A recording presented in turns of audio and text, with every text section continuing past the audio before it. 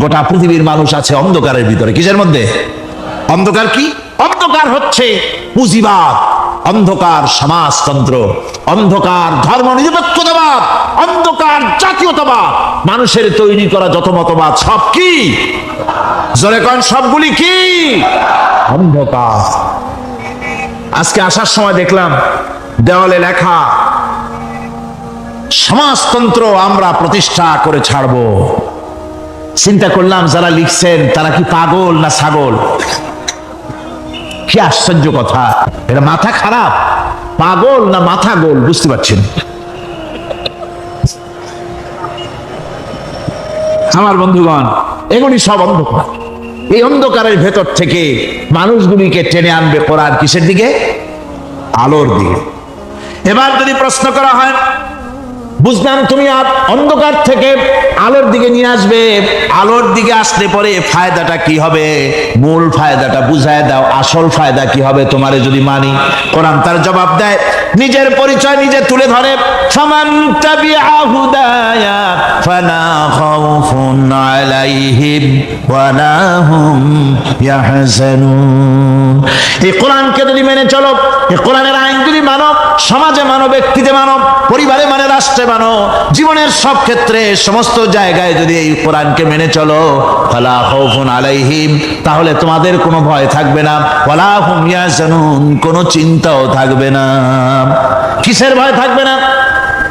কোরআনের আইন মেনে যদি চলো সমাজে ও রাষ্ট্রে, চুরির ভয়, ডাকাতির ভয়, জেনার ভয়, হত্যার ভয়, সন্ত্রাসের ভয় কোনো ভয় থাকবে না, ওয়ালা হুম ইয়াহজানুন, চিন্তাও থাকবে না। খাওয়া পড়া, শিক্ষা, চিকিৎসা, বাসস্থান, এগুলির কোনো চিন্তা থাকবে না। কোরআনের সমাজে সব কিছুর গ্যারান্টি দেওয়া হবে, সবগুলি পেয়ে যাব।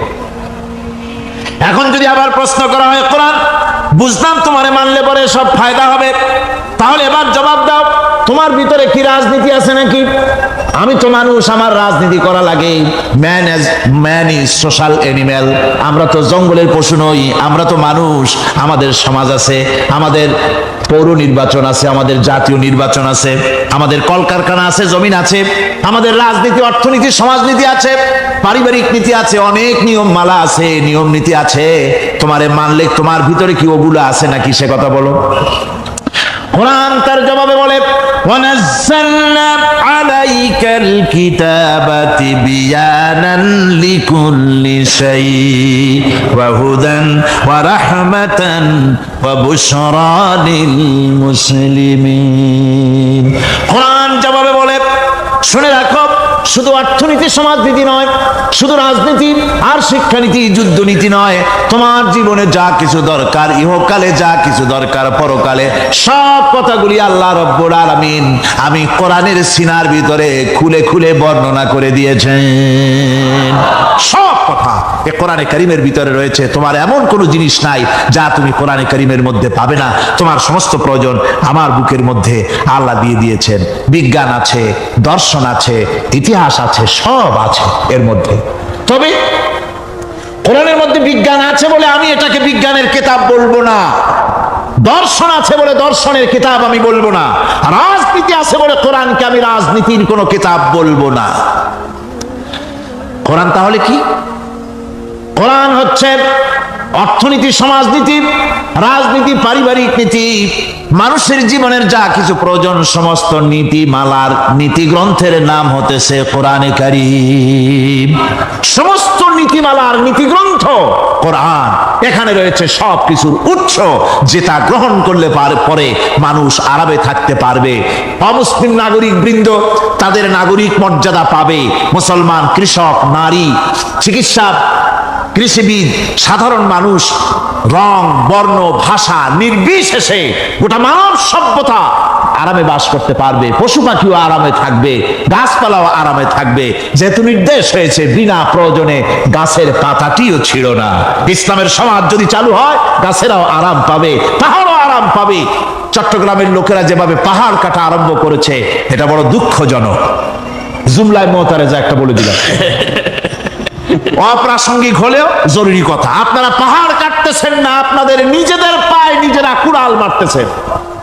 খবরদার পাহাড় কাটবেন না। আল্লাহর প্রকৃতির ভারসাম্য আপনারা নষ্ট করছেন বলে ওজোন স্তরে ফাটল ধরেছে। তা রিপেয়ার করার জন্য আজকে বিশ্বের সব বিজ্ঞানীরা হতাশ হয়ে গিয়েছে, পাগল হয়ে গেছে। কেমনে এই ওজোন স্তরের ফাটলকে রিপেয়ার করব? ওজোন স্তরটা কি? ওজোন স্তর হচ্ছে সুবহানাল্লাহ, আল্লাহর যে কত দয়া। সূর্য, সেই সূর্যের রয়েছে আলট্রা ভায়োলেট রে, যাকে বাংলায় বলা হয় অতি বেগুনি রশ্মি। যে রশ্মিটা সৃষ্টি জগতে যদি আসে আর তা যদি কোনো প্রাণীর শরীরকে টাচ করে, তাহলে সমস্ত প্রাণী ক্যান্সার হয়ে, এক্সিমা হয়ে, বিখাউজ হয়ে, অ্যাজমা হয়ে সমস্ত প্রাণী মরে যাবে, কেউ বাঁচবে না। মারাত্মক রশ্মি। সেই রশ্মিটা যাতে সৃষ্টি জগৎকে টাচ করতে না পারে, সেজন্য আল্লাহ পাক একটা ওজোন স্তর তৈরি করেছেন। ওখানে এসে ওটা বাধাপ্রাপ্ত হয়, পৃথিবীর মাটিতে আসে না। যা কিছু পৃথিবীর মানুষের জন্য, পৃথিবীর জন্য কল্যাণকর, সেগুলি সূর্য থেকে আসতে থাকে। সুবহানাল্লাহ বিহামদি। যেটা ক্ষতিকর সেটা আল্লাহ পাক আটকায় রাখেন। এখন সেই ওজোন স্তরে ফাটল ধরলো। কেমনে ফাটল ধরলো? ফাটল আপনি আমি ধরাইছি। আপনি বলবেন যেটা কেমন কথা, আমি তো ওইখানে যাই নাই, আমি ফাটল ধরাইলাম কেমনে? ওই যে সেই আপনার প্রাইমারি স্কুলে ভিজিট করতে গিয়েছিলেন ইন্সপেক্টর, তারপরে প্রাইমারি না হাই স্কুল ভিজিট করতে গেছে, যায়া জিজ্ঞেস করছে ছেলেরা কি পড়ছে? বলে ইতিহাস। ঠিক আছে, ইতিহাস থেকেই প্রশ্ন করব, বলতো চীনের প্রাচীর কে ভেঙেছে? ছেলেরা জবাব দিচ্ছে না। তুমি বলো, তুমি বলো। কেউ বলছে না। বেঞ্চের কোনা যে ছেলেটি, সে বলছে সর্বনাশ। কেউ যখন স্বীকার করে না, এটা তো আমার মাথায় আসবে। সব শেষ ইন্সপেক্টর তাকে বলছে তুমি বলো তো কে ভেঙেছে চীনের প্রাচীর? কয় স্যার, গ্রামে আমার দুষ্টমির যথেষ্ট বদনাম আছে, কিন্তু চীনের প্রাচীর ভাঙার মতো দুষ্কর্ম আমি করি নাই। ইন্সপেক্টর খুব রেগে গেলেন, মাস্টারের দিকে তাকালেন, এই বুঝি আপনার ইতিহাস পড়ানো? মাস্টার ইন্সপেক্টরের বিরক্তি ভরা মুখ দেখে বলছেন, স্যার রাগ করবেন না, এসব ছাত্র তো আমার, ওদের অবস্থা তো আমি জানি। আপনি আসছেন ঢাকা থেকে, আপনি জানবেন কি? আমি হলপ করে বলতে পারি আমার ক্লাসের কোন ছাত্র চীনের প্রাচীর ভাঙে নাই। ইন্সপেক্টর রাগ হইয়া চলে গেছে হেডমাস্টারের রুমে, যায় বলছে যে আমি আপনার স্কুলের গ্রান্টকে আমি নাকচ করে দেব, মঞ্জুরি আমি ক্যান্সেল করে দেব। কেন? এই অবস্থা। হেডমাস্টার বলছে স্যার রাগ করবেন না, আপনার জন্য কিছু টাকা পয়সাও রাখছি হাদিয়া, বড় একটা চর্বিযুক্ত খাসিও জবাহ করা হয়েছে, পুকুর থেকে রুই মাছ তোলা হয়েছে। তারপরেও আমার ছাত্ররা, টিচাররা বলার পরেও যদি আপনার সন্দেহ হয়ে থাকে যে আমার ছাত্ররাই ভাঙছে, তো ওই আপনি অসন্তুষ্ট হবেন না, রাগ করবেন না। স্যার ওই প্রাচীর ভাঙতে যা খরচ লাগে আমি কিছু খরচ দেবো, তো আপনি রাগ করেন না। এখন চিন্তা করেন, স্কুলের ছাত্র থেকে শুরু করে হেডমাস্টার পর্যন্ত জ্ঞানের বহর। তো বলতেছিলাম আপনি আমি ওজন স্তরে ফাটল ধরিয়েছি, তার অর্থ এই নয় যে আপনারা গিয়ে ওখানে কুড়াল মারিয়া ওটারে ভাঙছেন। তাহলে ওটা কি হয়েছে? কোরআনে কারিমে রব্বুল আলামিন বলেন, ওয়ামা আসাবাকুম মিন মুসিবাতিন ফাবিমা কাসাবাত আইদিকুম ওয়া ইয়াফু আন কাসীর। যত বিপদ তোমাদের উপর আরোপিত হয়, সমস্ত বিপদ তোমাদের দুই হাতের কামাই করা। কে বলছেন? আল্লাহ পাক। ওজন স্তরে ফাটল ধরেছে, এটা বিপদ, বিশ্বের সমস্ত মানব সভ্যতা সৃষ্টি জগতের জন্য বিপদ। এই বিপদের জন্য দায়ী পৃথিবীর মানুষ। কিরকম? সেটা হচ্ছে গাড়ির পেছন থেকে যে কালো ধোঁয়া বের হয়, কল কারখানার চিমনি থেকে যে কালো ধোঁয়া বের হয়, এই কালো ধোঁয়াগুলি, তারপরে সমস্ত কেমিক্যাল উইপেন সেগুলি যে টেস্ট করা হয়, তার রিয়াকশন ইত্যাদি, এই কালো ধোঁয়া এবং সমস্ত মারণাস্ত্রগুলি এক্সপেরিমেন্ট করার সমস্ত এই রিয়াকশনগুলি সবগুলি গিয়ে ওই ওজন স্তরে ফাটল ধরিয়ে দিয়েছে। আস্তে করে পাতলা হয়ে এটা ফেটে গিয়েছে, অতি বেগুনি রশ্মি আসা শুরু করেছে। এটাকে বন্ধ করার জন্য বিজ্ঞানীরা আজ মরিয়া হয়ে গিয়েছে। ইনশাআল্লাহ আল্লাহ পাক তার বিজ্ঞানীদের মানুষের মাথায় বুদ্ধি এনে দিবেন, রিপেয়ারও হয়ে যাবে ইনশাআল্লাহ। সবাই বলেন ইনশাআল্লাহ। তাহলে বললাম কেন এ কথাটা? এই জন্য বললাম যে কোরআনে কারীমের মধ্যে আল্লাহ রাব্বুল আলামিন সব কথা বলে দিয়েছেন, কোনো কথা বাদ রাখেন নাই। পাহাড়গুলি ভেঙে আমরা ক্ষতি করতেছি, গাছগুলি কেটে আমরা ক্ষতি করতেছি, প্রকৃতির ভারসাম্য নষ্ট করে দিচ্ছি। ফলে সমুদ্রের পানি স্ফীত হচ্ছে, ভূমিকম্প বাড়তেছে, ঘূর্ণিঝড় হচ্ছে, টর্নেডো হচ্ছে, পৃথিবী বিধ্বস্ত হয়ে যাচ্ছে, ক্লাইমেটের পরিবর্তন আসছে। আজকে পৌষ মাস, এটা কি মাস? কত তারিখ? দেখেন বাংলা ভাষাকে কত মহব্বত করি। যদি বলি আজকে ডিসেম্বরের কত তারিখ, গড় গড় করে মুখস্থ হয়ে যাবে। বাংলারে খুব ভালোবাসা, মাসটার তারিখ বলতে পারলাম না, দুঃখিত। এই হলো আমাদের ভালোবাসা। আজকে পৌষ মাসের অর্ধেক শেষ হয়ে যাচ্ছে, অথচ মনে হচ্ছে শীত যেন তার শ্বশুর বাড়ি বেড়াতে গেছে।